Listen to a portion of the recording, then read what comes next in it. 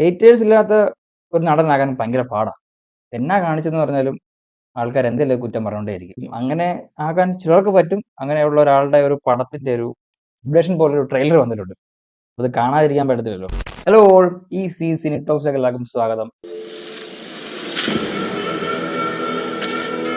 പുള്ളിയെ ഒരു പടം നമ്മൾ അവസാനമായിട്ട് നമുക്ക് ആവശ്യമുള്ളതുപോലെ കിട്ടിയതെന്ന് പറയുന്നത് കുറേ വർഷം മുന്നേ. പിന്നെ നമുക്ക് തിയേറ്ററിൽ കിട്ടിയത്. പിന്നെ നമുക്ക് OTT ഒരു അടിപൊളി സാധനമായിട്ട് അച്ഛനും മകനോട് വന്നിട്ടുണ്ടായിരുന്നു. പിന്നെ ഇങ്ങോട്ട് വന്നപ്പോഴത്തേനും ആരെ പറ്റിയാ പറഞ്ഞു വരുന്നൊക്കെ മനസ്സിലായി കാണും. പിന്നെ ഇങ്ങോട്ട് വന്നപ്പോഴും പൊന്നിയിൻ സെൽവനിലൂടെ പുള്ളിക്ക് ഒരു അത്ര നമുക്ക് ആവശ്യമുള്ളതുപോലൊരു ഒരു ഒരാളെ കിട്ടിയില്ല നമുക്ക് ശരിക്കും. അപ്പൊ ഇപ്പൊ വന്നിരിക്കുന്നൊരു പിന്നെ കഴിഞ്ഞ വർഷം കോബ്ര എന്ന് പറഞ്ഞിട്ടൊരു സാധനം കൊണ്ടിറക്കി നശിപ്പിച്ച് അത് കഴിഞ്ഞ് ഈ പ്രാവശ്യം താങ്ക്ലാൻഡ് അത് പണിയെടുത്ത് കഷ്ടപ്പെട്ട് വന്നിട്ട് അത് വർക്കാകാതെ പോയി. പറഞ്ഞത് ചിയാൻ വിക്രത്തിന്റെ വീരാധീര സൂര്യൻ എന്ന് പറയുന്ന സിനിമയുടെ ടീസർ വന്നിട്ടുണ്ട്.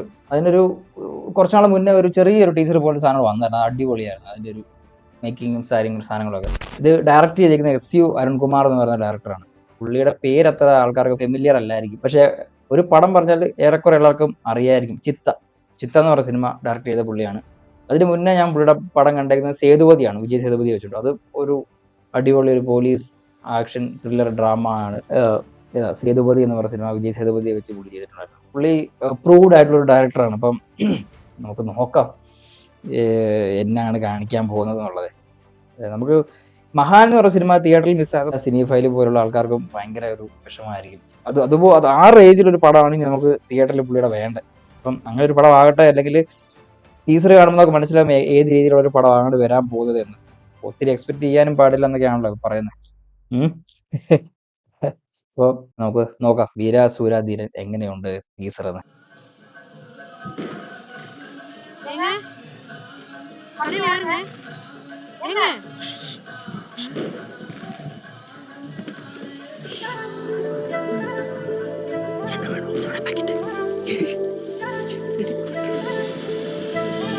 ഇതവരല്ലേ?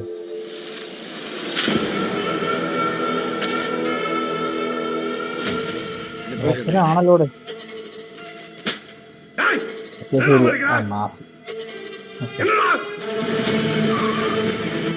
இந்த கேஸ் மொத்த கேஸ் மாதிரி கிடையாது.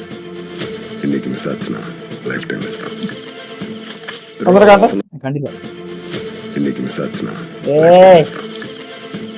திருவிழாவை ஆஃப் அன் அவர் சீல் பண்ணுங்க. இங்க இருந்து ₹1 வெளியே போக கூடாது. I want in dead. முடிச்சிடறேன்டா அன்னைக்கு. வா முடிச்சிடறேன்.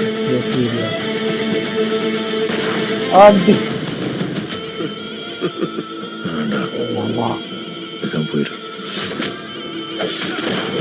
அது உனக்கு நல்லது.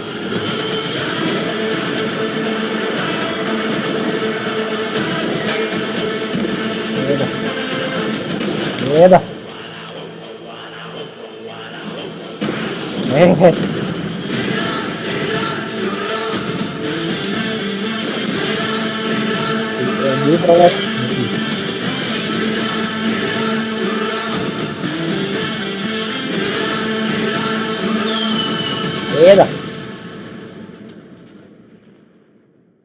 പാർട്ട്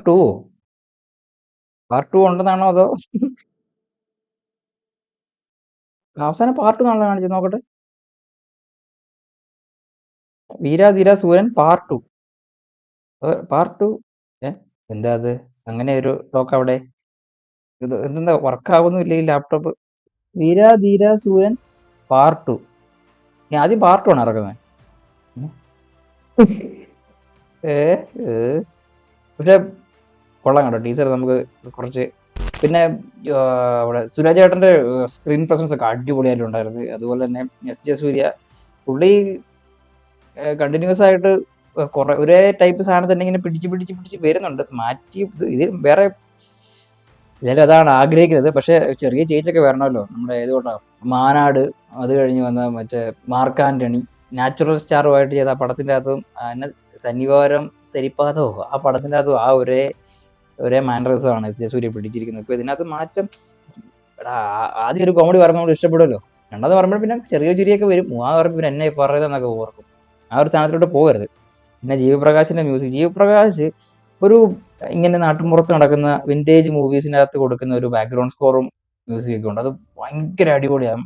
ശ്രദ്ധിച്ചാൽ മനസ്സിലാവും സൂര്യ പോട്ടർ, ആയിരത്തിലൊരുവൻ, അസുരന്റെ അതൊക്കെ കൊടുത്തേക്കുന്ന ബാക്ക്ഗ്രൗണ്ട് സ്കോറൊക്കെ ഭീകര സാധനം. അപ്പം വീര ധീര സൂരൻ ഒരു പ്രോമിസ് ഒക്കെ തരുന്നുണ്ട്, നമുക്കൊരു ഒരു ആക്ഷൻ ഹീറോ അല്ലെങ്കിൽ ഒരു ഒരു പവർഫുൾ ഹീറോയെ കാണാൻ പറ്റും എന്ന് തോന്നുന്നു പടത്തിനകത്ത്. നമുക്ക് എന്തായാലും പടം വരട്ടെ.